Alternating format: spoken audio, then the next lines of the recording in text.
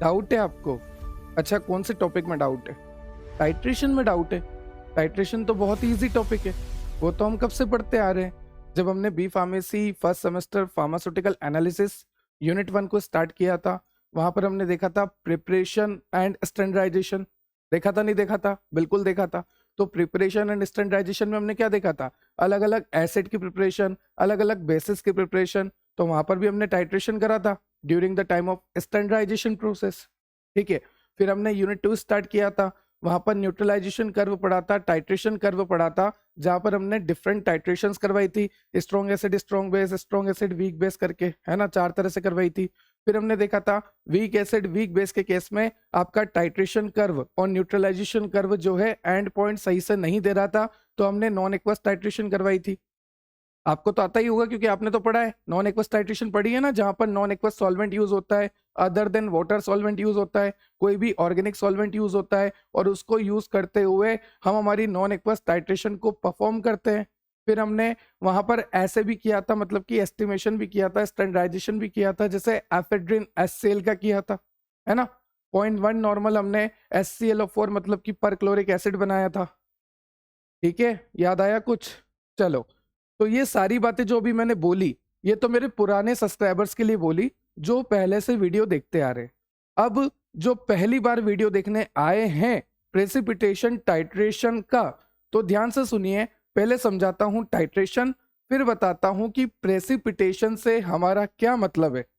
तो ध्यान से सुनिएगा, है ना। अभी हम समझेंगे टाइट्रेशन क्या होता है। देखो, टाइट्रेशन की अगर बात करूं, तो मान लीजिए आपके पास कोई भी सैंपल है, जैसे मान लीजिए ये सैंपल है, कोई भी आपके पास सैंपल है, उस सैंपल का आपको स्टैंडर्डाइजेशन करना है। क्या करना है? स्टैंडर्डाइजेशन, और वीकेंड से आपको एस्टिमेशन करना है। अगर आपके पास कोई भी सैंपल है और उस सैंपल का आपको स्टैंडर्डाइजेशन करना है, एस्टिमेशन करना है, तो with the help of titration आप कर सकते हैं। आई रिपीट, मेरे पास एक सैंपल है और मुझे पता करना है कि इस सैंपल में ए सब्सटेंस की क्वांटिटी कितनी है। मान लीजिए ये जो सैंपल है इसमें कई तरह के सब्सटेंस है, ए भी है, बी भी है, पर मुझे ये पता करना है कि मेरा जो सैंपल है उस सैंपल में ए सब्सटेंस की क्वांटिटी कितनी है। तो अगर मुझे किसी भी सैंपल में किसी भी सब्सटेंस का पता करना है या उस सब्सटेंस की क्वांटिटी को पता करना है, मतलब कि हमें करना है स्टैंडर्डाइजेशन और वी कैन से एस्टिमेशन। तो स्टैंडर्डाइजेशन और एस्टिमेशन करने के लिए आपको टाइट्रेशन परफॉर्म करनी पड़ती है। ये बात क्लियर हो गया? स्टैंडर्डाइजेशन करने के लिए, किसी का भी एस्टिमेशन करने के लिए आपको टाइट्रेशन करनी पड़ती है।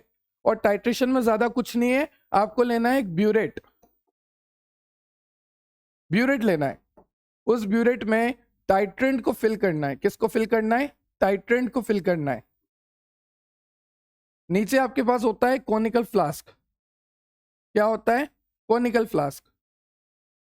इस कॉनिकल फ्लास्क के अंदर आपका होता है सॉल्वेंट। अगर एक्वस टाइट्रेशन है, नॉर्मल टाइट्रेशन है, तो सॉल्वेंट होगा वाटर। अगर नॉन एक्वस टाइट्रेशन है, तो नाम से पता लग रहा नॉन एक्वस मतलब सॉल्वेंट होगा ऑर्गेनिक सॉल्वेंट। तो डिपेंड करता है, अगर एक्वस टाइट्रेशन है, एक्वस टाइट्रेशन, तो सॉल्वेंट होगा वाटर। अगर नॉन एक्वस टाइट्रेशन है तो सॉल्वेंट होगा कोई भी organic solvent other than water. ठीक है, क्योंकि वाटर तो इनऑर्गेनिक में आ गया। अब उसके बाद आपका यहां पर होता है एनालाइट सॉल्यूशन। क्या होता है? एनालाइट सैंपल और एनालाइट सॉल्यूशन। सैंपल और सॉल्यूशन। अब ध्यान से देखिए, ये एनालाइट सॉल्यूशन, एनालाइट सैंपल वो सैंपल होता है जिसका हमें डिटेक्शन करना होता है, स्टैंडर्डाइजेशन करना होता है, एस्टिमेशन करना होता है। तो ये आपका एनालाइट सैंपल हो गया। उसके बाद इस एनालाइट सैंपल को किसी ना किसी में डिसॉल्व करना पड़ेगा, किसी सॉल्वेंट में डिसॉल्व करना पड़ेगा। तो हम लेते हैं एक सॉल्वेंट, फिर हम ऊपर ब्यूरेट में क्या लेते हैं? टाइट्रेंट लेते हैं, और यहां पर कुछ बूंद इंडिकेटर की डाल देते हैं। किसकी डाल देते हैं? इंडिकेटर की कुछ बूंद डाल देते हैं, क्योंकि इंडिकेटर हमारे टाइट्रेशन का एंड पॉइंट बताता है। एंड पॉइंट से मतलब है कि हमारी टाइट्रेशन कंप्लीट हुई है या नहीं हुई, उसका डिटेक्शन कौन करता है? हमारा इंडिकेटर करता है। इंडिकेटर कई तरह से होते हैं, जैसे कि फिनोप्थिलीन हो गया, मिथाइल ऑरेंज हो गया। और ये बात मैंने आपको बताई है कि जो इंडिकेटर होते हैं वो इंडिकेटर अलग अलग मीडियम में अलग अलग कलर देते हैं। जैसे अगर मैं बात करूं फिनोप्थेलिन इंडिकेटर की, जिसको लिखते हैं HPH से। तो फिनोप्थेलिन इंडिकेटर जो होता है एसिडिक मीडियम में कलरलेस होता है, और वहीं बात करूं बेसिक मीडियम में तो पिंक कलर देता है। तो ये तो ही टाइट्रेशन की बात जो पिछले 3-4 लेक्चर से हम करते आ रहे हैं कि टाइट्रेशन में करना क्या होता है। एक ब्यूरेट होता है, ब्यूरेट के अंदर टाइट्रेंट फ्लेल होता है, नीचे आपका कोनिकल फ्लास्क होता है जिसमें एनालाइट सॉल्यूशन होता है, आपका सैंपल होता है, और आपके सैंपल के साथ हम सॉल्वेंट डाल देते हैं क्योंकि आपके सैंपल को हम सॉल्वेंट में डिसॉल्व कर देते हैं। ठीक है, उसके बाद यहाँ पर कुछ बूंद जो है इंडिकेटर की डाल देते हैं, फिर धीरे धीरे यहाँ पर टाइट्रेंट ऐड करना शुरू करते हैं। क्लियर? उसके बाद मैंने आपको बताया टाइट्रेशन क्यों की जाती है और इंडिकेटर का क्या रोल होता है, एंड पॉइंट बताता है, जैसे कि एक एग्जांपल भी मैंने आपको बता दिया। यहां तक आपको क्लियर है? अगर क्लियर है तो आगे चलते हैं। चलिए, अभी ये तो बात हुई हमारी कि टाइट्रेशन होती क्या है, टाइट्रेशन करानी क्यों पड़ती है ना?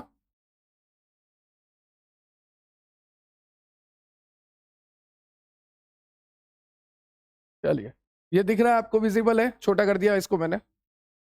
ठीक है, टाइट्रेशन होती क्या है, क्यों करानी पड़ती है, वो सारी बात हो गई।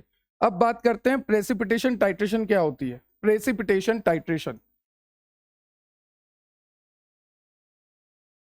नाम से पता लग रहा, टाइट्रेशन का मतलब तो वही सारी प्रोसेस, किसी का भी एस्टिमेशन करना, किसी का भी स्टैंडर्डाइजेशन करना, किसी भी सैंपल का पता लगाना, उस सैंपल की क्वांटिटी का पता लगाना। हमारे पास कोई सॉल्यूशन है, उस सॉल्यूशन में हमारे पास सैंपल है, तो उस सैंपल की क्वांटिटी का पता लगाना, तो हमें करना पड़ता है टाइट्रेशन।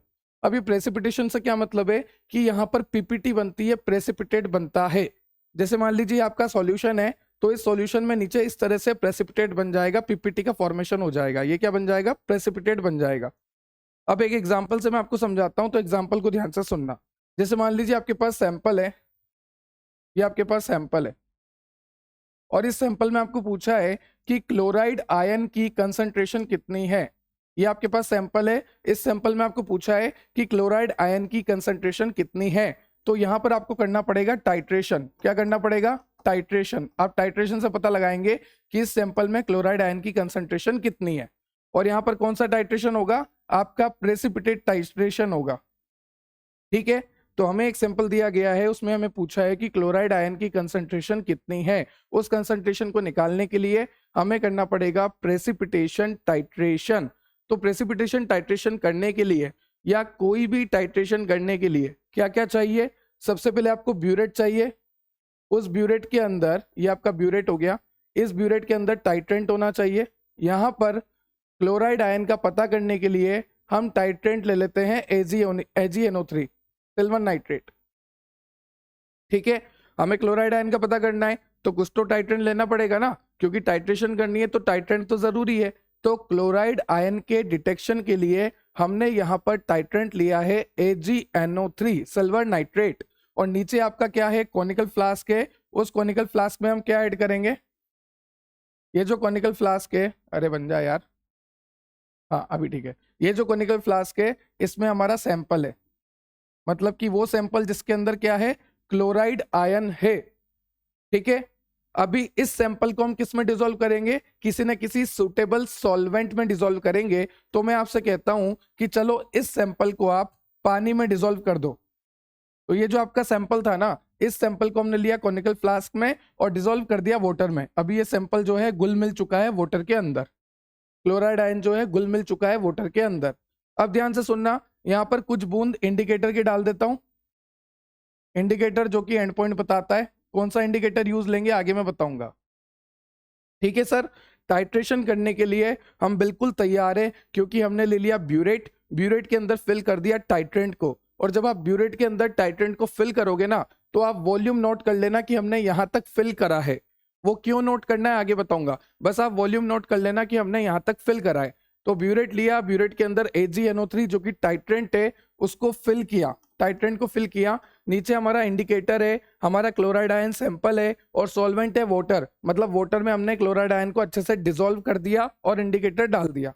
अब देखो क्या होगा, जैसे जैसे ये AgNO3 ड्रॉप वाइज नीचे आता जाएगा, AgNO3 कहाँ आ रहा है? नीचे आता जा रहा है। तो जैसे जैसे AgNO3 नीचे आता जाएगा, अच्छा मुझे बताओ कि AgNO3 कैसे टूटेगा। AgNO3 टूटेगा Ag प्लस और NO3 माइनस में। ये तो बहुत ही बेसिक सा कंसेप्ट है। जैसे HCl हो गया, अब HCl किस में टूटेगा, H प्लस Cl माइनस में, है ना। तो वैसे ही मैंने आपको बताया कि AgNO3 किस में टूटेगा, Ag प्लस और NO3 माइनस में।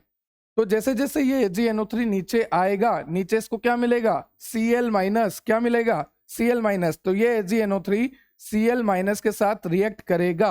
अब ध्यान से देखिए, ये Ag है सिल्वर, इसके ऊपर पॉजिटिव चार्ज है, ये क्लोराइड आयन है, इसके ऊपर नेगेटिव चार्ज है। तो ये Ag और ये Cl आपस में रिलेशन बना लेंगे और यहां पर बनेगा AgCl। क्या बनेगा, AgCl। और बचा कौन बेचारा, NO3 माइनस अकेला बच गया। ठीक है, तो मेरा ये कहना है कि जैसे जैसे टाइट्रेंट जो है आपके कॉनिकल फ्लास्क वाले सॉल्यूशन में आएगा, आपके एनालाइट सॉल्यूशन में आएगा, तो एनालाइट सॉल्यूशन क्या है आपका, क्लोराइड आयन। तो AgNO3 जो है क्लोराइड आयन से रिएक्ट करेगा, तो Ag और Cl जो है यहां से निकलेगा। अब ये AgCl धीरे धीरे धीरे धीरे नीचे जो है डिपॉजिट होता जाएगा। यहां पर अगर मैं बात करूं तो इस जगह AgCl जो है डिपॉजिट होता जाएगा। ये जो आपको दिख रहा है ये AgCl है। तो यहां पर हम कहेंगे कि धीरे धीरे जैसे जैसे रिएक्शन हो रही है, AgCl की पीपीटी बन रही है, AgCl का प्रेसिपिटेट बन रहा है। और ये जो AgCl का प्रेसिपिटेट बनता है ना, ये व्हाइट कलर का बनता है। किस कलर का बनता है, व्हाइट कलर का। ठीक है, अब एक इमेजिन करो, एक बात इमेजिन करो कि धीरे धीरे AgNO3 आ रहा है। ये AgNO3 इस क्लोराइड आयन के साथ रिएक्ट करके AgCl बना रहा है और AgCl जो है धीरे धीरे पीपीटी बना रहा है। मतलब कि एक कंडीशन ऐसी भी आएगी कि जब ये क्लोराइड आयन पूरी तरह से खत्म हो जाएगा। खत्म क्यों हो जाएगा क्लोराइड आयन पूरी तरह से, क्योंकि जैसे जैसे AgNO3 आता जाएगा वैसे वैसे वो क्लोराइड के साथ रिएक्ट करता जाएगा और क्लोराइड आयन जो है खत्म होता जाएगा। तो एक कंडीशन ऐसी आएगी जब क्लोराइड आयन पूरी तरह से खत्म हो जाएगा और AgCl में कन्वर्ट हो जाएगा।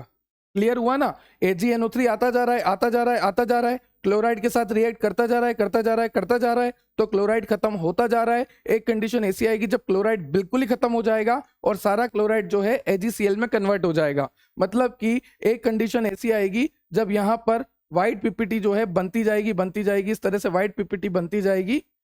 ठीक है, तो अब क्या होगा, जब आपका क्लोराइड आयन पूरी तरह से खत्म हो गया और पूरी तरह से आपकी AgCl की व्हाइट पीपीटी बन चुकी है, उसके बाद अब जो अगली बूंद आएगी आपके AgNO3 की, अभी तक तो AgNO3 किससे रिएक्ट कर रहा था, अभी तक तो AgNO3 जो है आपके क्लोराइड आयन से रिएक्ट कर रहा था, पर क्लोराइड आयन खत्म हो गया। तो अब जो AgNO3 है वो आपके इंडिकेटर से रिएक्ट करेगा। जो इंडिकेटर यहाँ पे प्रेजेंट है ना, इससे रिएक्ट करेगा। तो जैसे ही आपका टाइट्रेंट, आपका सिल्वर नाइट्रेट, आपका टाइट्रेंट, आपका AgNO3 क्लोराइड से ना रिएक्ट करके, क्यों रिएक्ट नहीं कर रहा, क्योंकि क्लोराइड तो खत्म हो गया, सारा क्लोराइड रिएक्ट करने के बाद AgCl बन गया, व्हाइट पीपीटी बन गई। तो अब वो क्लोराइड से ना रिएक्ट करके अब वो इंडिकेटर से रिएक्ट करेगा और जैसे ही आपका टाइट्रेंट जो है इंडिकेटर से रिएक्ट करेगा, यहां पर इंडिकेटर का कलर चेंज हो जाएगा। और जैसे ही इंडिकेटर का कलर चेंज होगा आपको पता लग जाएगा कि आपकी टाइट्रेशन कंप्लीट हो चुकी है। आपका सारा सैंपल, आपका सारा क्लोराइड जो है AgCl की पीपीटी बना चुका है, क्योंकि अब क्लोराइड खत्म हो गया। तो अब टाइट्रेंट जो है इंडिकेटर के साथ रिएक्ट करके कलर चेंज कर रहा है। तो जैसे ही आपकी रिएक्शन में कलर चेंज होगी हमें पता लग जाएगा कि टाइट्रेशन कंप्लीट हो गई, हमारा सैंपल कंप्लीटली कंज्यूम हो गया। ठीक है, क्लियर। ठीक है, ये आपकी मोड्स मेथड भी हो जाएगी वैसे, बस इंडिकेटर बताना है कि इंडिकेटर कौन सा है। ठीक है, चलो एक बार अब प्रेसिपिटेशन टाइट्रेशन की डेफिनेशंस वगैरह पढ़ लेते हैं। देखो, प्रेसिपिटेशन टाइट्रेशन क्या होता है, where a reagent is gradually added to solution until a precipitate forms. यहां पर हम क्या करते हैं, हमारे टाइट्रेंट को, टाइट्रेंट बोल लीजिए या फिर आप रिएजेंट बोल लीजिए, टाइट्रेंट को धीरे धीरे ऐड करते हैं। ग्रेजुअली का मतलब स्लोली स्लोली ऐड करते हैं। कब तक ऐड करते हैं, जब तक कि सारा टाइट्रेंट जो है अंदर पीपीटी ना बनवा दे, प्रेसिपिटेट ना बनवा दे। हमने देखा कि हम AgNO3 को ऐड करते जा रहे थे, करते जा रहे थे, करते जा रहे थे। कब तक ऐड कर रहे थे, जब तक कि नीचे का जो Cl है वो AgCl बनाता जा रहा था, बनाता जा रहा था, बनाता जा रहा था। तो मतलब कि जब तक कंप्लीट पीपीटी नहीं बन जाती तब तक ग्रेजुअली आपको टाइट्रेंट को और वी कैन से रिएजेंट को और वी कैन से AgNO3 जो कि हमने टाइट्रेंट के रूप में यूज लिया है उसको ऐड करता जाना है धीरे धीरे। उसके बाद आपको लिखा है in this type of titration हमारा जो सॉल्यूशन होता है उसमें एक आयन होता है, जैसे कि अभी हमने एग्जांपल लिया क्लोराइड आयन, है ना।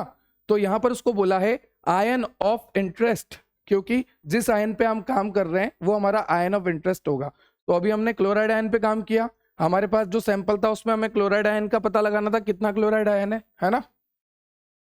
तो सर एक बात बताइए, आपने ये बोला कि AgCl की पीपीटी बन गई, आपने बोला कि कलर चेंज हो गया क्योंकि इंडिकेटर से रिएक्ट कर लिया टाइट्रेट ने, सारी बातें क्लियर हो गई।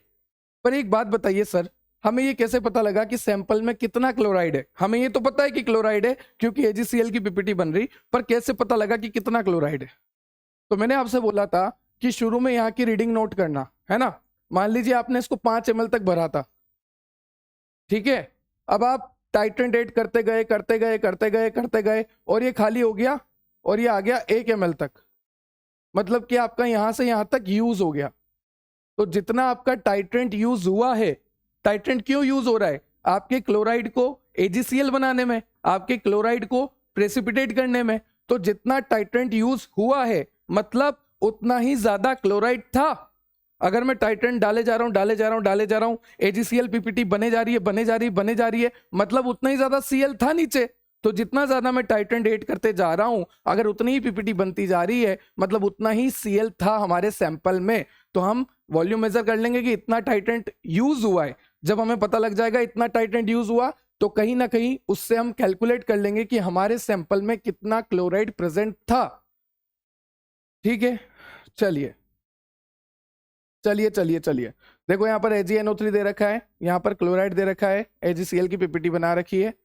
यहाँ पर आपको बोल रखा है this method is use to determine the concentration of substance in a solution by calculating the reagent use और we can say titrant use. यहाँ पर वही बात लिखी है कि टाइट्रेंट को हम देखेंगे कि इनिशियल रीडिंग कितनी थी, फाइनल रीडिंग कितनी थी, उस बेसिस पे हम ये कैलकुलेट कर लेंगे कि हमारे सैंपल में आयन ऑफ इंटरेस्ट कितना है, या मतलब कि हमारे सैंपल में क्लोराइड आयन या जो भी आयन को हम डिटेक्ट कर रहे हैं वो कितना है। ठीक है, चलिए बस यहाँ पर वही सब है कि सबसे पहले आपको सैंपल तैयार करना होता है। सैंपल का मतलब क्या है? आपका नीचे का सॉल्यूशन। नीचे सॉल्यूशन जो होता है उसमें क्या क्या होता है? एक तो आपका सैंपल होता है जिसको आपको पता करना होता है, फिर आपका सॉल्वेंट होता है ना, उसमें 2-3 बूंद इंडिकेटर डाल देते हैं, तो यही सब तैयार करना है। उसके बाद टाइट्रेंट को ऐड करते हैं, प्रेसिपिटेट फॉर्म होता है। स्टेप बाय स्टेप एक्सप्लेनेशन दे रखा है ताकि आप अच्छे से लिख सको। उसके बाद आपका एंड पॉइंट आता है। एंड पॉइंट कब आता है? जब सारा AgCl बन गया था, व्हाइट प्रेसिपिटेट बन गया था, फिर अगली बूंद आई थी टाइट्रेंट की और वीकेंड से रिएजेंट की, और वो बूंद जाके इंडिकेटर से रिएक्ट कर रही थी तो कलर चेंज हो रहा था। और फिर हम कैलकुलेशन कैसे करते हैं कि हम मेजर कर लेते हैं कि कितना हमने टाइट्रेंट या रिएजेंट यूज किया, इनिशियल रीडिंग से फाइनल रीडिंग तक जितना हमने यूज किया उस अकॉर्डिंग हम सैंपल में कैलकुलेट कर लेंगे कि कितना आयन ऑफ इंटरेस्ट था। उसके बाद आती है मोर्स मेथड। देखो अब यहाँ पर आपको मोर्स मेथड पढ़ना है, वोल्हार्ड मेथड पढ़ना है, मॉडिफाइड वोल्हार्ड मेथड पढ़ना है। ये भी बताऊंगा कि जब वोल्हार्ड मेथड था तो मॉडिफाइड वोल्हार्ड मेथड की क्या जरूरत पड़ी। ठीक है, मोर्स पढ़ेंगे, वोल्हार्ड पढ़ेंगे, मॉडिफाइड वोल्हार्ड पढ़ेंगे, फिर पढ़ेंगे फजान्स मेथड। ये सारी प्रेसिपिटेशन टाइट्रेशन ही है, बस इसमें थोड़ा थोड़ा सा चेंज है, वो मैं आपको समझा दूंगा। और लास्ट में आपको पढ़ना है एक एस्टिमेशन और वी कैन से एक स्टैंडर्डाइजेशन। अब वो किसका स्टैंडर्डाइजेशन है वो भी आपको मैं बताऊंगा। ठीक है, तो सबसे पहले स्टार्ट करेंगे मोर्स मेथड को। मैं रिपीट कर रहा हूं कि ये सारी प्रेसिपिटेशन टाइट्रेशन ही है। तो जो प्रेसिपिटेशन टाइट्रेशन का बेसिक कंसेप्ट है जो भी हमने इतनी देर से पढ़ा वो सारा यहाँ पर काम आएगा। चलो मोर्स मेथड की बात करते हैं। तो मोर्स मेथड का नाम मोर्स मेथड क्यों है? क्योंकि एक साइंटिस्ट का नाम है, साइंटिस्ट का नाम है कार्ल मोर। ये एक जर्मन केमिस्ट है। ठीक है, कार्ल मोर जो कि एक जर्मन केमिस्ट है। जनरल तो हम लोग हैं यार, जनरल केमिस्ट है ना, ये तो जर्मन केमिस्ट है। तो कार्ल मोर जो कि एक जर्मन केमिस्ट है, इनका जो सरनेम है मोर, उसी से पड़ गया मोर्स मेथड। ठीक है, यहाँ पर आपको क्या करना होता है? यहाँ पर आपको दे रखा होता है सॉल्यूशन और आपको पता करना होता है क्लोराइड आयन की कंसंट्रेशन। तो अगर आपको पूछे कि मोर्स मेथड में हम करते क्या है, तो सबसे पहले तो ये बोलना कि जो मोर्स मेथड है वो दिया था जर्मन केमिस्ट ने, जिसका नाम था कार्ल मोर, और इन्हीं के नाम पे ये मेथड रखा गया, मोर्स मेथड। उसके बाद बोलना कि मोर्स मेथड में हम क्लोराइड आयन का डिटेक्शन करते हैं। अगर हमारे सैंपल में क्लोराइड आयन का हमें पता करना है कि कितनी क्वांटिटी में हमारे सैंपल में क्लोराइड आयन है, जैसे मान लीजिए ड्रिंकिंग वाटर है, पीने का पानी है, अब मुझे पता करना है कि इस पीने के पानी में कहीं ज्यादा क्लोराइड तो नहीं, कहीं कम क्लोराइड तो नहीं, तो हम कैसे पता करेंगे? With the help of Mohr's method, है ना। तो मोर्स मेथड का ये एप्लीकेशन हो गया कि ड्रिंकिंग वाटर में या स्विमिंग पूल के पानी में अगर हमें पता करना है कि क्लोराइड आयन की कंसंट्रेशन कितनी है, तो with the help of Mohr's method हम पता कर सकते हैं। चलिए ठीक है सर, ये क्लोराइड आयन की कंसंट्रेशन बताता है, पता लग गया, ठीक है। अब यहाँ पर क्या क्या करना होता है, देखो वही सब है, ध्यान से सुनना बस। आपको लेना है ब्यूरेट, ब्यूरेट के अंदर आपको लेना है टाइट्रेंट AgNO3, क्या लेना है? AgNO3।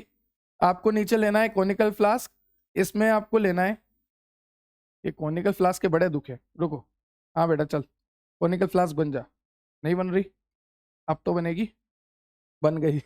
कॉनिकल फ्लास्क लेना है, तो कॉनिकल फ्लास्क में आपने क्या लेना है पता होगा आपको, आपको यहाँ पर क्लोराइड आयन लेना है, क्योंकि क्लोराइड आयन आपको डिटेक्ट करना है कि आपके सैंपल में कितना क्लोराइड आयन है, मतलब कि आपने यहाँ पर सैंपल ले लिया, ठीक है। उसके बाद आपको क्या लेना है, ये तो क्लोराइड आयन तो आपका सैंपल हो गया, इस सैंपल को आपको डिसॉल्व करना है, किस में डिसॉल्व करा था? सॉल्वेंट में, और सॉल्वेंट क्या लिया था आपने? पानी लिया था, तो यहाँ पे पानी ले लो, ठीक है। फिर यहाँ पर इंडिकेटर ले लो। अब मैंने आपको यही नहीं बताया था कि इंडिकेटर कौन सा लेना है, तो चलिए मैं आपको बताता हूं कि इंडिकेटर कौन सा लेना है। जैसा कि आप देख सकते हैं K2CrO4, ये इंडिकेटर आपने लेना है, ठीक है। कौन सा इंडिकेटर होता है मोर्स मेथड में? K2CrO4।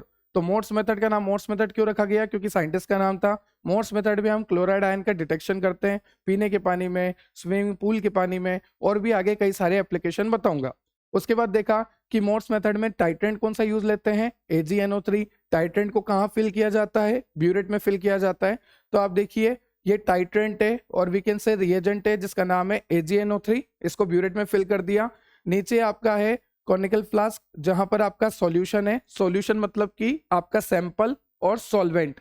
सैंपल क्या है? क्लोराइड आयन, और आपका सॉल्वेंट क्या है? वाटर, ठीक है। अब यहां पर हमने क्या डाला? इंडिकेटर भी डाला। इंडिकेटर कौन सा है? K2CrO4, ठीक है सर, इंडिकेटर डाल दिया।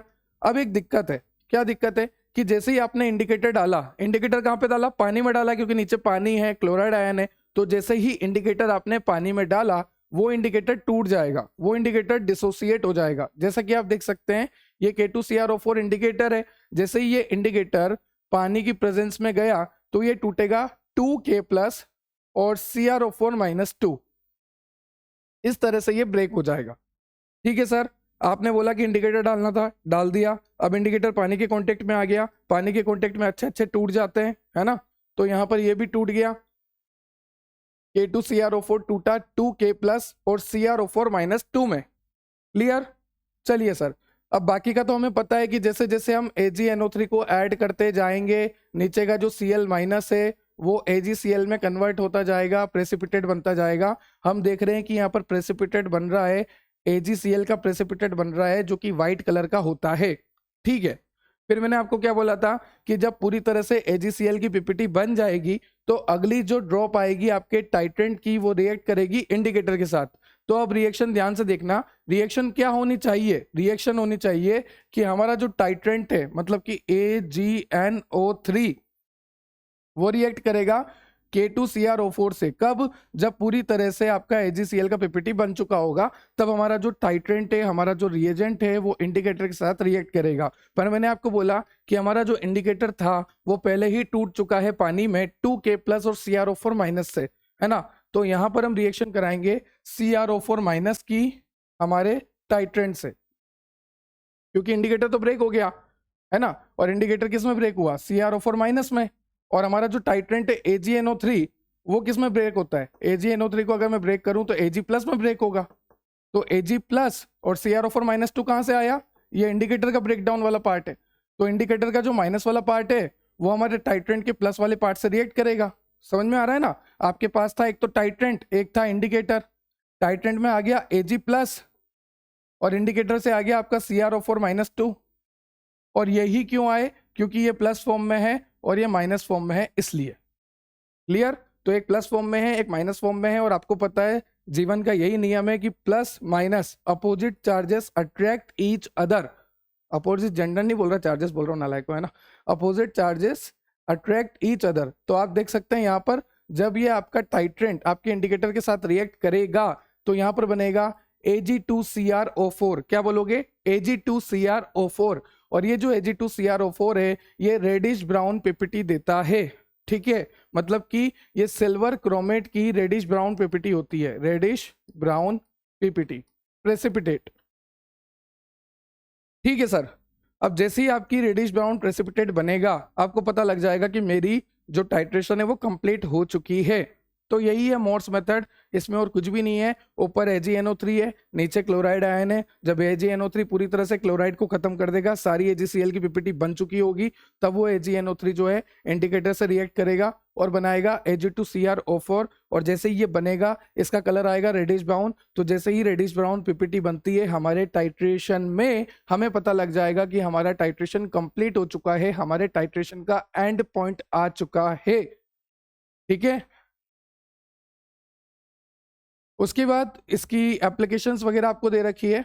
और एप्लीकेशन पढ़ने से पहले एक बात ध्यान रखना, बहुत इंपॉर्टेंट बात है कि ये जो आपकी मोर्स मेथड थी, this method work best in neutral और स्लाइटली एल्कलाइन मीडियम। या तो pH 7 होना चाहिए या फिर स्लाइटली एल्कलाइन, थोड़ा बहुत बेसिक होना चाहिए, थोड़ा बहुत बेसिक होना चाहिए, तभी जाकर ये रिएक्शन होगी। फिर ऐसा क्यों बोल रहे हो कि ये रिएक्शन तभी होगी जब न्यूट्रल होगा सॉल्यूशन या फिर थोड़ा बहुत बेसिक होगा? अगर सर एसिडिक हो जाएगा तो क्या होगा? मान लीजिए नीचे जो आपका सॉल्यूशन था वो एसिडिक हो गया, मान लीजिए, तो जब आपका सॉल्यूशन एसिडिक हो जाएगा तो जो भी आपकी AgCl की पीपीटी बनी थी ना, वो AgCl की पीपीटी पता है क्या करेगी? घुलने लग जाएगी इस सॉल्यूशन में। अरे सर घुलने थोड़े ना देना है, हमें तो प्रेसिपिटेट बनाना है, हमें तो नीचे जमाना है। इसीलिए बोल रहा हूं कि अगर आपको प्रेसिपिटेट बनाना है तो आपका सॉल्यूशन एसिडिक नहीं होना चाहिए मोर्स मेथड में। क्यों? क्योंकि अगर आपका सॉल्यूशन एसिडिक होगा तो ये जो पीपीटी बन रही है ना, ये वापस घुल जाएगी। ऐसा थोड़ी ना चलेगा सर, वापस थोड़ी ना घोलनी है। वही मैं बोल रहा हूँ ना, हमें तो प्रेसिपिटेट बनाना है। तो प्रेसिपिटेट बनाने के लिए आपके सॉल्यूशन का मीडियम न्यूट्रल या फिर थोड़ा बहुत बेसिक होना चाहिए, जिसको बोलते हैं स्लाइटली बेसिक और स्लाइटली एल्कलाइन। एसिडिक नहीं होना चाहिए। क्यों नहीं होना चाहिए वो भी बता देना, क्योंकि एसिडिक होगा तो आपकी AgCl की पीपीटी वापस सॉल्यूशन में डिसॉल्व हो जाएगी और आपका एंड पॉइंट आएगा ही नहीं, टाइट्रेशन खराब हो जाएगी। फिर आपको बहुत सारे फायदे बता रखे हैं कि अगर आपको पानी में क्लोराइड का पता करना है तो आप यूज़ कर सकते हैं मोर्स मेथड को। वेस्ट वाटर में क्लोराइड का पता करना है तो मोर्स मेथड को यूज़ कर सकते हैं।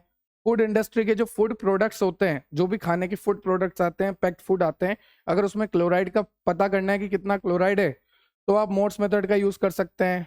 अगर आपको सी वाटर में क्लोराइड का पता करना है तो मोर्स मेथड। अगर आपको सॉइल की टेस्टिंग करनी है, मिट्टी की टेस्टिंग कर रहे हैं और मिट्टी में पता कर रहे हैं कि कितना क्लोराइड आयन है, तो मोर्स मेथड से आप पता कर सकते हैं।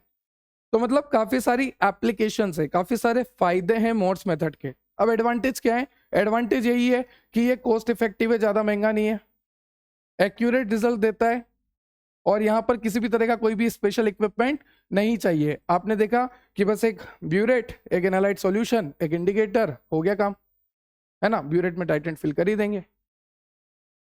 तो these are the advantage, these are the applications. चलिए, उसके बाद आ गया Volhard method and modified Volhard method. अब ध्यान से सुनते जाओ जो भी मैं बोल रहा हूं। सबसे पहली बात कि ये जो वोल्हार्ड मेथड होता है ये एसिडिक मीडियम में होता है। सर अभी आपने बोला कि मोर्स मेथड तो एसिडिक में नहीं होगा, बिल्कुल सही, मोर्स मेथड होगा न्यूट्रल और स्लाइटली एल्कलाइन में।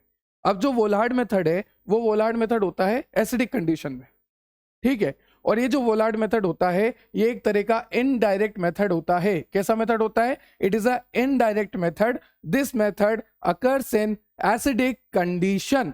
और ये इनडायरेक्ट मेथड इसलिए होता है क्योंकि यहां पर बैक टाइट्रेशन भी होती है। क्या होती है? बैक टाइट्रेशन भी होती है। अभी समझेंगे बैक टाइट्रेशन क्या होता है, ठीक है। तो अभी इतना याद रखिए, Volhard method also known as indirect method. क्यों बोलते हैं इनडायरेक्ट मेथड? क्योंकि यहाँ पर बैक टाइट्रेशन भी होती है और वोलार्ड मेथड की बात पढ़ेंगे, मॉडिफाइड वोलार्ड, तो हम ये भी देखेंगे कि वोलार्ड पढ़ लिया था तो फिर मॉडिफाइड वोलार्ड की जरूरत क्यों पड़ी। और फिर हमने ये भी देखा कि वोलार्ड हो चाहे मॉडिफाइड वोलार्ड हो, सारी एसिडिक मीडियम में रिएक्शन और टाइट्रेशन होती है।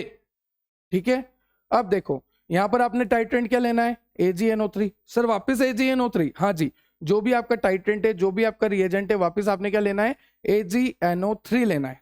ठीक है, नीचे आप क्लोराइड आयन लो, सर वापस क्लोराइड आयन। तो फिर फर्क क्या हुआ, देखो फर्क ये है कि हमने मोर्स मेथड में बोला था कि हम मोर्स मेथड में क्लोराइड आयन का पता लगाते हैं, यही बोला था ना।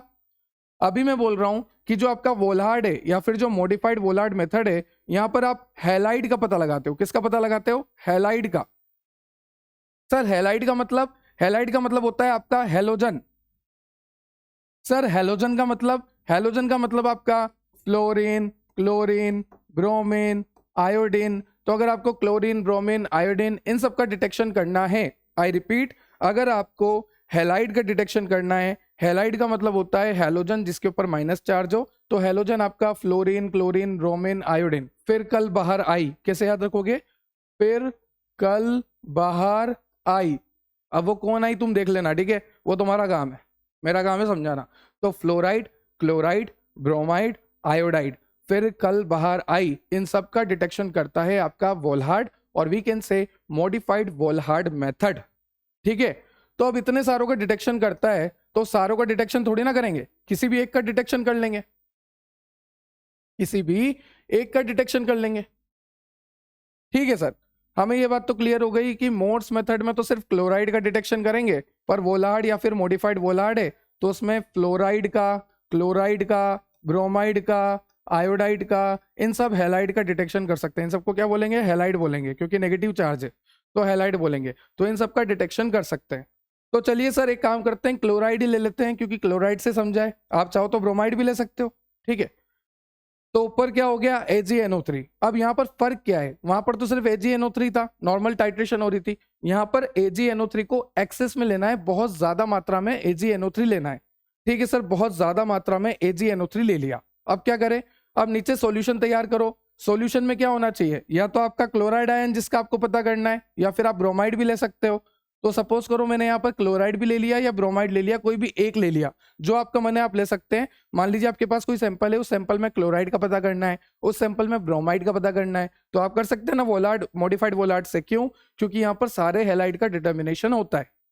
ठीक है, टाइट्रेंट ले लिया, AgNO3 एक्सेस में लिया, आयन ले लिया क्लोराइड, ठीक है, डिसॉल्व कर दिया पानी में, सब कुछ वही चल रहा है। ठीक है, अभी क्या होगा, जैसे जैसे AgNO3 आएगा क्लोराइड के साथ रिएक्ट करेगा। सपोज AgNO3 है जो कि ऊपर से आ रहा है और वो क्लोराइड के साथ रिएक्ट कर रहा है, तो क्या बनाएगा, पहले की तरह AgCl की पीपीटी। पर अगर आपने ब्रोमाइड लिया होता तो AgNO3 आता और ब्रोमाइड के साथ रिएक्ट करता तो क्या बनाता, AgBr। रिश्ता वही, सोच नहीं, क्योंकि देखो Ag और Br, इधर क्या था Ag और Cl। तो डिपेंड करता है आप किस आयन की स्टैंडर्डाइजेशन कर रहे हो, किसका आप एस्टिमेशन लगा रहे हो, उस हिसाब से आपने रिएक्शन करनी है। तो चलो क्लोराइड से कर लेते हैं क्योंकि क्लोराइड फेमिलियर है आपका। तो इतना याद रखिए, AgNO3 धीरे धीरे आ रहा है और ये AgNO3 जो है रिएक्ट कर रहा है Cl- के साथ, और जैसे जैसे ये रिएक्शन होगी आपको यहाँ पर AgCl बन जाएगा और AgCl की वाइट प्रेसिपिटेट बनती है। ठीक है, पर रिएक्शन यहीं खत्म नहीं होती। अभी मैंने आपको बोला था कि आपको AgNO3 एक्सेस में लेना है। तो अब क्या होगा, जैसे ही सारी AgCl की पीपीटी बन गई, ये आपकी पीपीटी बन गई, ये आपका प्रेसिपिटेट बन गया सारा AgCl का। उसके बाद क्या होता था कि AgNO3 अब टाइट्रेंट से इंडिकेटर से रिएक्ट करेगा। ये जो AgNO3 टाइट्रेंट है, ये जो AgNO3 रिएजेंट है, ये AgNO3 अब आपके इंडिकेटर से रिएक्ट करना चाहिए था। इंडिकेटर यहाँ पर क्या है, फेरिक अमोनियम सल्फेट, जिसको शॉर्ट में क्या बोलते हैं, FAS, फेरिक अमोनियम सल्फेट, ये इंडिकेटर है। तो अब रीति रिवाज के अनुसार तो क्या होना चाहिए था कि जब AgNO3 ने पूरे क्लोराइड के साथ रिएक्ट करके पूरी AgCl की पीपीटी बन गई है, पूरी व्हाइट पीपीटी बन गई है, अब क्लोराइड आयन बचा ही नहीं है, तो रीति रिवाज के अकॉर्डिंग ये होना चाहिए था कि अब AgNO3 जो है आपके इस इंडिकेटर के साथ रिएक्ट करना चाहिए था। पर ऐसा नहीं होता। क्यों, क्योंकि हमने AgNO3 को एक्सेस में लिया है, बहुत ज्यादा मात्रा में लिया है, तो ये AgNO3 नीचे आना शुरू हो जाएगा।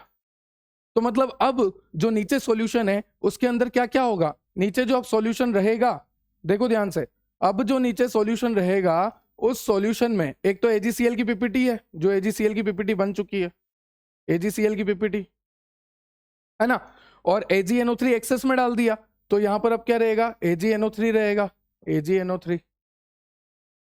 और यहां पर क्या रहेगा, यहां पर आपका इंडिकेटर भी रहेगा, फेरिक अमोनियम सल्फेट FAS। ऐसा क्यों हो रहा है, क्योंकि AgCl की पीपीटी तो बन नहीं थी, अब हमारे पास एक्सेस में AgNO3 था तो हमने AgNO3 भी उसमें डाल दिया, तो AgCl की पीपीटी है, AgNO3 है और फेरिक अमोनियम सल्फेट है। क्लियर है। अब यहां पर एक चीज और ऐड करनी होती है, वो है अमोनियम थायोसाइनेट। ठीक है सर, आपने बोला AgCl की पीपीटी बना दो, हमने बना दी, पता है हमें। उसके बाद आपने बोला AgNO3 एक्सेस में है, AgNO3 को नीचे ले आओ, तो जैसा कि आपने बोला कि AgCl की तो पीपीटी बन गई, AgNO3 नीचे आ गया, साथ में फेरिक अमोनियम सल्फेट है। ठीक है सर, पर एक बात बताइए सर, ये क्या है अब अमोनियम थायोसाइनेट? अरे एक बात बताओ, जब आपके पास नीचे AgNO3 है, इंडिकेटर भी है, तो कोई ना कोई टाइट्रेंट तो होना चाहिए ना, तो यहां पर अब सेकंड टाइट्रेंट किसकी तरह एक्ट करेगा, सेकंड टाइट्रेंट जो होगा आपका यहाँ पर अमोनियम थायोसाइनेट होगा, और यहां पर ये डबल डबल टाइट्रेशन हो रही है, बैक टाइट्रेशन हो रही है, इसलिए इसको बोल रखे हैं इनडायरेक्ट मेथड। तो अब नेक्स्ट जो स्टेप होगा, जैसे कि आप देख सकते हैं ऊपर HCN माइनस है, सर HCN माइनस कहां से आया, अभी दिखाता हूं, चलो ये देखो NH4 HCN, तो यहाँ पे जब ये ब्रेक होगा तो HCN माइनस में निकलेगा, तो यही हमारा टाइट्रेंट होगा, है ना। तो आप देख सकते हैं ये हमारा टाइट्रेंट है। नीचे क्या होना चाहिए, एक तो AgNO3 होना चाहिए, एक AgCl की पीपीटी होनी चाहिए। ये X इसलिए लिखा है क्योंकि X का मतलब होता है कोई सा भी हैलाइड हो सकता है, Cl हो सकता है, Br हो सकता है, आयोडाइड हो सकता है। ठीक है, इंडिकेटर कौन सा है, फेरिक अमोनियम सल्फेट है, इंडिकेटर भी लिख रखा है। अब ध्यान से देखना, जैसे जैसे HCN नीचे आता जाएगा, अब HCN किससे रिएक्ट करेगा, HCN जिसे जैसे नीचे आएगा वो AgNO3 से रिएक्ट करेगा। तो यहाँ पर रिएक्शन दिखा रखी है कि आपकी जो AgNO3 है वो HCN से रिएक्ट कर रही है। अब Ag के ऊपर तो पॉजिटिव चार्ज है, HCN के ऊपर नेगेटिव चार्ज है, तो यहाँ पर क्या बनेगा, AgHCN, तो यहाँ पर AgHCN बनता जाएगा बनता जाएगा बनता जाएगा। ठीक है, ध्यान से सुनो, नॉर्मल टाइट्रेशन की तरह ही अब टाइट्रेशन वापस हो रही है। अब ऊपर टाइट्रेंट कौन आ गया, HCN माइनस, और ये HCN माइनस जैसे जैसे ऐड होगा ये AgNO3 को किस में कन्वर्ट करेगा, आप देख सकते हैं HCN माइनस जो है AgNO3 को AgHCN में कन्वर्ट कर रहा है। तो एक कंडीशन ऐसी आएगी जब ये AgNO3 पूरी तरह से खत्म हो जाएगा, क्योंकि HCN माइनस आता जाएगा, तो AgNO3 जब पूरी तरह से खत्म हो जाएगा, AgNO3 जब पूरी तरह से AgHCN में कन्वर्ट हो जाएगा, तो अब जो HCN माइनस है, अब जो टाइट्रेंट है वो इंडिकेटर के साथ रिएक्ट करेगा। हुआ क्या, AgNO3 खत्म हो गया। क्यों खत्म हो गया, क्योंकि सारा AgNO3 HCN माइनस से मिलकर AgHCN बन चुका है, तो अब AgNO3 रहा ही नहीं। तो अब ये जो HCN माइनस आएगा, अब जो HCN माइनस आएगा, अब जो आपका इंडिकेटर आएगा, अब जो आपका रिएजेंट आएगा, वो रिएक्ट करेगा फेरिक अमोनियम सल्फेट से, जो कि आपका इंडिकेटर है। और जैसे ये रिएक्शन होगी तो आप देख सकते हैं फेरिक अमोनियम सल्फेट, तो उसका जो फेरिक आयन है Fe+3 आयन है, वो फेरिक आयन आपके HCN माइनस से रिएक्ट करेगा। ये HCN माइनस टाइट्रेंट है, रिएजेंट है, ये आपका फेरिक आयन आपके इंडिकेटर का है, तो ये फेरिक आयन आपके HCN माइनस से रिएक्ट करेगा और बनाएगा FeHCN का चार्ज +2, होल कॉम्प्लेक्स +2, जिसको बोलेंगे रेडिश ब्राउन कलर। यहां पर क्या आएगा, रेडिश ब्राउन कलर। ठीक है सर, आपने बोला पहले HCN AgNO3 के साथ रिएक्ट कर रहा था, AgHCN बना रहा था, फिर AgNO3 खत्म हो गया, सारा AgHCN में कन्वर्ट हो गया, फिर HCN माइनस ने जो है आपके इंडिकेटर के साथ रिएक्ट किया। इंडिकेटर का नाम है फेरिक अमोनियम सल्फेट, इसका जो फेरिक आयन है उसके साथ HCN ने रिएक्ट किया, तो HCN जो टाइट्रेंट है फेरिक आयन के साथ रिएक्ट करके बना रहा है FeHCN+2, और यहाँ पर आ रहा है रेडिश ब्राउन कलर। तो जैसे ही हमारे टाइट्रेशन में रेडिश ब्राउन कलर आता है, हमें पता लग जाना चाहिए कि हमारे टाइट्रेंट ने इंडिकेटर के साथ रिएक्ट कर लिया, मतलब कि अब रिएक्शन कंप्लीट हो चुकी है। तो ये था आपका वोल्हार्ड मेथड। ठीक है सर, काफी इंटरेस्टिंग था, समझने वाला था वोल्हार्ड मेथड। अब ये बताओ कि सर ये मॉडिफाइड वोल्हार्ड की जरूरत क्यों पड़ी? चलो मुझे बताओ, एक बात बताओ, ये HCN माइनस था, इसको किसके साथ रिएक्ट करना था जब AgNO3 खत्म हो गया? अरे सर सीधी सी बात है, HCN माइनस को फेरिक अमोनियम सल्फेट के साथ रिएक्ट करना था, इंडिकेटर के साथ। मान लो ऐसी कोई कंडीशन हो जाती कि ये HCN माइनस जो है आपकी पीपीटी के साथ रिएक्ट कर लेता, तो HCN माइनस जो है आपकी AgCl के साथ PPT के साथ रिएक्ट कर लेता तो सर एंड पॉइंट आता ही नहीं, तो एरर आ जाती है ना, गड़बड़ हो जाती सर। तो इसी गड़बड़ से बचने के लिए कि लास्ट में आपका जो HCN माइनस है कहीं वो AgCl के साथ तो रिएक्ट नहीं कर लेगा, क्योंकि AgCl भी नीचे ही है, माना कि AgNO3 तो खत्म हो गया, इंडिकेटर के साथ ही रिएक्ट करना चाहिए, पर गलती से इसके साथ रिएक्शन हो जाती तो इस PPT के साथ रिएक्शन से बचने के लिए, इस एरर से बचने के लिए, इस टाइट्रेशन के एंड पॉइंट को खराब होने से बचाने के लिए अब हम करेंगे मॉडिफाइड वोल्हार्ड। तो एक तरीका तो ये भी है कि सर, एक सेकेंड मैं आपको समझाता हूं। सर आप बोल रहे हो कि ये HCN माइनस अगर रिएक्ट कर लेगा AgCl PPT के साथ तो ही दिक्कत आ रही है ना आपको, ये इसके साथ रिएक्ट कर लेगा तो ही दिक्कत आ रही है। तो सर एक काम करते हैं कि ये जो AgCl की PPT है, सपोज ये AgCl की PPT है, इसको सर कवर कर देते हैं, मास्क कर देते हैं, इसको इस तरह से कवर कर देते हैं। जब ये कवर हो जाएगी तो HCN को इंडिकेटर के साथ ही रिएक्ट करना पड़ेगा। तो एक तरीका ये भी है, देखो मैंने लिखा हुआ है यहाँ पे कि आप वेटिंग एजेंट का यूज करके, जैसे कि नाइट्रोबेंजीन वगैरह का यूज करके, जो भी AgCl का प्रेसिपिटेट बना था ना, हमें डर है कि हमारा HCN माइनस इसके साथ रिएक्ट ना करे, हमें चाहते हैं कि HCN minus ferric ammonium sulphate के साथ ही रिएक्ट करे हमारे इंडिकेटर के साथ। तो हम क्या करेंगे, जो भी AgCl का PPT बनाता उसको कोई भी वेटिंग एजेंट से, जैसे नाइट्रोबेंजीन से, हम क्या करेंगे उसकी कोटिंग कर देंगे। ये कोटिंग हो गई किसी भी वेटिंग एजेंट की, और वी कैन से नाइट्रोबेंजीन की। तो ये जो कोटिंग हुई है, अब इस कोटिंग होने के बाद HCN माइनस आएगा पर इसके साथ रिएक्ट नहीं कर पाएगा क्योंकि यहाँ पर कोटिंग हो चुकी है, तो HCN माइनस फिर फेरिक अमोनियम सल्फेट के साथ ही रिएक्ट करेगा। एक तरीका तो ये भी है, ठीक है। और एक बात और ध्यान रखना, बहुत इंपॉर्टेंट बात है कि ये जो आपकी रिएक्शंस हो रही है ना, ये जो आपका वोलार्ड मेथड हो रहा है, इसमें एरर कब नहीं आएगा, जब आप ब्रोमाइड के केस में करोगे, आयोडाइड के केस में करोगे ना, तो एरर बिल्कुल नेग्लिजिबल होगा, मतलब बिल्कुल थोड़ा सा, बिल्कुल थोड़ा सा, ठीक है। चलिए मॉडिफाइड वोलार्ड देखते हैं। मॉडिफाइड वोलार्ड का यही फायदा है कि इंप्रूव डिटेक्शन, डिटेक्शन अच्छा हो गया, सेंसिटिविटी अच्छी हो गई। मान लीजिए आपके पास सैंपल था, उस सैंपल में इतना सा क्लोराइड है, इतू सा, तो उसका भी पता कर लेंगे हम मॉडिफाइड वोलार्ड से। सेंसिटिविटी अच्छी हो गई, हमारा टाइट्रेशन जल्दी हो जाएगा, अच्छे अच्छे कॉम्प्लेक्स सैंपल को हम हैंडल कर सकते हैं, ठीक है। तो जो मॉडिफाइड वोलार्ड मेथड है उसका डिटेक्शन अच्छा है, सेंसिटिविटी अच्छी है, टाइट्रेशन जल्दी हो जाता है, कॉम्प्लेक्स सैंपल को भी हैंडल कर सकते हैं, तो मॉडिफाइड वोलार्ड अच्छा है। और क्यों जरूरत पड़ी वो भी आप लिख देना। ठीक है, ये मॉडिफाइड वोलार्ड की बात हो रही है, यहाँ पर यही बात हो रही है कि अगर ऐसा हुआ तो, है ना, a condition where all AgNO3 convert into AgHCN and then HCN minus जो कि हमारा टाइट्रेंट है उसको रिएक्ट करना है इंडिकेटर से, पर ऐसा नहीं हुआ, है ना। But may be titrant react with AgCl PPT and error occur, so we go for modified Volhard method. सब लिखा हुआ है, चलिए। और यहाँ पर आपको वोलार्ड मेथड के फायदे भी लिखे हैं, देखो कहाँ कहाँ काम आता है। Determination of chloride in water, पानी में कोई भी हेलाइड का, जैसे मान लीजिए क्लोराइड का पता करना है तो आप कर सकते हैं। इंडस्ट्रियल सैंपल में क्लोराइड का पता करना है, जैसे मान लीजिए आपने कोई ड्रग बनाई, आपका कोई डोजेस फॉर्म बनाया, आपको लग रहा है कि उसमें क्लोराइड ज्यादा है, या आपका कोई रॉ मटेरियल आया, स्टार्टिंग मटेरियल, आपको चेक करना है कि उसमें क्लोराइड कितना है, तो आप कर सकते हैं with the help of Volhard, modified Volhard. फिर आपका फिनिश ड्रग प्रोडक्ट में ब्रोमाइड का कंटेंट चेक करना है, आयोडाइड का कंटेंट चेक करना है, या फिर आपको किसी भी हेलाइड का कंटेंट चेक करना है, तो आप कर सकते हैं।